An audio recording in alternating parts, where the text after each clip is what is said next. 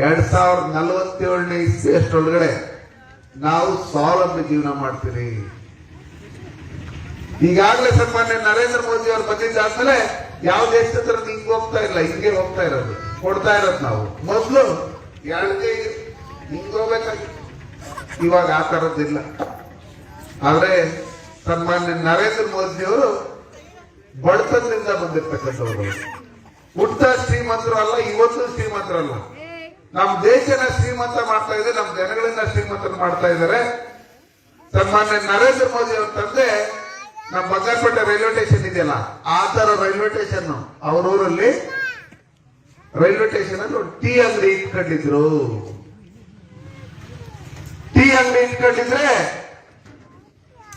ನರೇಂದ್ರ ಮೋದಿ ಅವರು ಸ್ಕೂಲ್ಗೆ ಹೋಗಿ ಬಿಡುವಿರತಕ್ಕಂಥ ಟೈಮಲ್ಲಿ ಆ ಟೀ ಅಂಗಡಿಗೆ ಹೋಗಿ ಅವ್ರ ತಂದೆ ಯಾರ್ಯಾರು ಟೀ ಕೊಟ್ಬಿಟ್ಟು ಬಂದ್ರಿ ಅಂತ ಹೇಳ್ತಾ ಇದ್ರು, ಅವ್ರಿಗೆಲ್ಲ ಟೀ ಕೊಟ್ಬಿಟ್ಟು ಬರ್ತಾ ಇದ್ರು.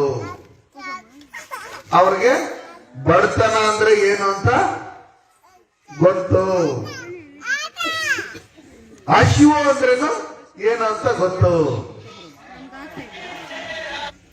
ದೇಶಕ್ಕೋಸ್ಕರ ಏನಾದ್ರೂ ಮಾಡ್ಬೇಕು, ದೇಶದಲ್ಲಿ ಹೆಣ್ಮಕ್ಳ ಪ್ರಾಬ್ಲಮ್ ಏನೈತೆ, ಗಂಡು ಮಕ್ಳ ಪ್ರಾಬ್ಲಮ್ ಏನೈತೆ, ಕಾರ್ಮಿಕ ಪ್ರಾಬ್ಲಮ್ ಏನೈತೆ, ರೈತರ ಪ್ರಾಬ್ಲಮ್ ಏನೈತೆ, ಮಕ್ಕಳ ಪ್ರಾಬ್ಲಮ್ ಏನೈತೆ, ಏನೇನು ಮಾಡಿದ್ರೆ ಏನೇನು ಸರಿ ಹೋಗುತ್ತೆ ಅಂತ ಹೇಳಿ ಚಿಕ್ಕ ವಯಸ್ಸಲ್ಲೇ ವಿದ್ಯಾಭ್ಯಾಸದ ಜೊತೆಲಿ ಇಡೀ ದೇಶ ಸುತ್ತಿ ಜನರು ಏನೇನು ಸಂಕಷ್ಟದಲ್ಲಿದ್ದಾರೆ ಅಂತ ಹೇಳಿ ತಿಳ್ಕೊಂಡಿದ್ರು ಸನ್ಮಾನ್ಯ ನರೇಂದ್ರ ಮೋದಿಜಿಯವರು.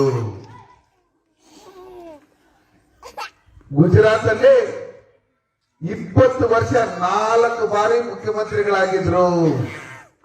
ಇವತ್ತು ನಿಮ್ಮೆಲ್ಲರ ಆಶೀರ್ವಾದದಿಂದ 2 ಬಾರಿ ಪ್ರಧಾನಮಂತ್ರಿ ಆಗಿ ಮತ್ತೆ 3ನೇ ಬಾರಿ ಪ್ರಧಾನಮಂತ್ರಿ ಆಗಕ್ಕೆ ನೀವೆಲ್ಲ ಕಳಿಸ್ತಾ ಇದ್ದೀರಾ? ಇಲ್ಲ ಕಳಿಸ್ತಾ ಇದ್ದೀರಿಲ್ಲ? ಕಳಿಸ್ತೀರಿ. ಸ್ವಾದಿಷ್ಟತೆಯ ಸ್ವಾದ, ತಾಜಾತನದ ಆಹ್ಲಾದ, ಉತ್ತಮ ಆರೋಗ್ಯ ಮತ್ತು ಹೆಚ್ಚಿನ ರೋಗ ನಿರೋಧಕ ಶಕ್ತಿಯ ವೃದ್ಧಿಗೆ ಈಗ ನಿಮಗೆ ಸಿಗುತ್ತಿದೆ ಉತ್ತಮ ಗುಣಮಟ್ಟದ ಪೌಷ್ಟಿಕಾಂಶ Shri Vaidik millet health mix. ಇದು ಸಿರಿಧಾನ್ಯಗಳ ಸಂಪತ್ತು.